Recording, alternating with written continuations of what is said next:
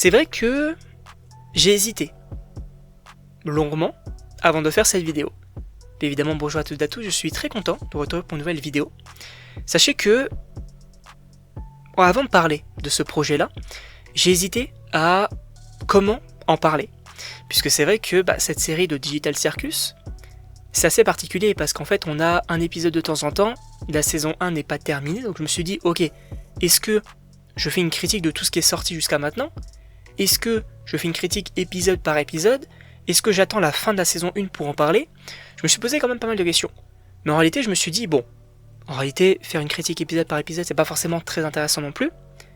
Donc, pourquoi pas faire une critique de tout ce qui est sorti et au fur et à mesure, donc par exemple s'il y a un épisode qui sortira prochainement, etc., on en parlera dans une vidéo dédiée. Et donc oui, aujourd'hui, on va faire la critique de cette série-là. Cette série-là qui est tout simplement géniale et hyper intéressante, et pas forcément que au niveau de l'histoire. Puisque oui, déjà, au niveau, on va dire, un petit peu du studio, je crois que c'est Glitch qui s'occupe de ce projet-là, donc un studio un petit peu plus indépendant, c'est génial. C'est génial ce qu'ils ont réussi à faire, parce qu'en fait, ils ont réussi à populariser un programme qui est normalement était juste en fait une série, je crois, qui sortait sur YouTube. C'est dispo aussi sur Netflix, mais ils ont réussi à faire un premier épisode qui, voilà, est plutôt intéressant, plutôt sympa. Voilà, c'est assez drôle, etc. Visuellement, c'est vrai que c'est pas parfait, mais c'est pas dégueu non plus.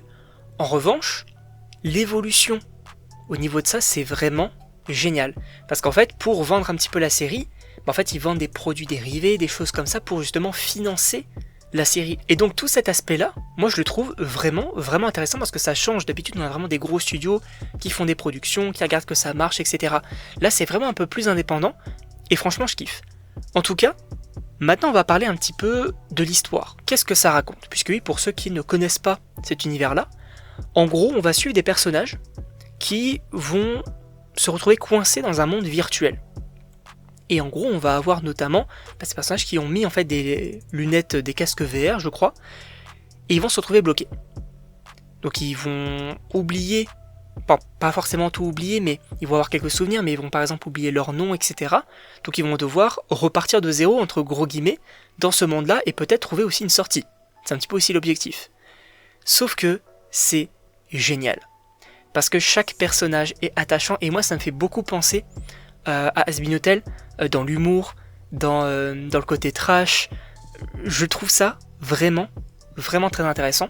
Et j'ai envie aussi de revenir sur chaque personnage, puisqu'en réalité l'histoire, bon, les épisodes sont sympas, etc. Mais on va dire que comme il y a un épisode quasiment dédié sur un perso, c'est plutôt intéressant aussi de parler de chaque perso. Puisque on va commencer par Pomni directement, donc le personnage principal qui débarque dans cet univers-là et qu'on va suivre.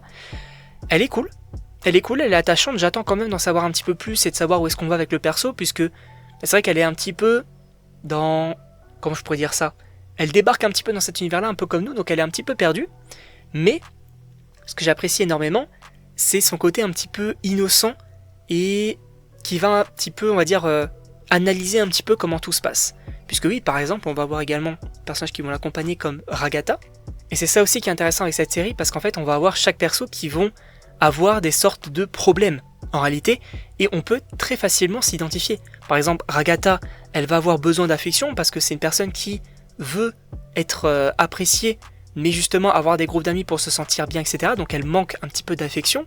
En plus de ça, on va avoir par exemple Gangle qui souffre littéralement de dépression, voilà, qui va mettre littéralement un masque pour se sentir bien. On va avoir par exemple Zooble qui ne se sent pas bien dans son corps. Ça pareil, c'est quelque chose où on peut totalement s'identifier. On va avoir également Kinger, et lui c'est littéralement le personnage qui va t'aider au moment où tu en as réellement besoin et quand tout va mal. C'est-à-dire qu'en fait la représentation de ce personnage-là, c'est qu'en fait il est complètement fou lorsque, on va dire, il est dans son état normal. Sauf que quand on va avoir de l'obscurité, c'est-à-dire que par exemple on va avoir Pomni qui va se sentir mal, et justement cette représentation de l'obscurité elle est ultra intéressante parce qu'elle est vraiment au fond du trou. Kinger va être là donc pour justement apporter, quand on était du coup dans cet épisode avec justement le manoir, va justement apporter de la lumière à Pomni, et parfois donc la lumière ou le soleil ça représente aussi un petit peu l'espoir. Donc ça aussi il y a quand même un sous-texte qui est ultra intéressant, il va aussi aider Ragatha par exemple.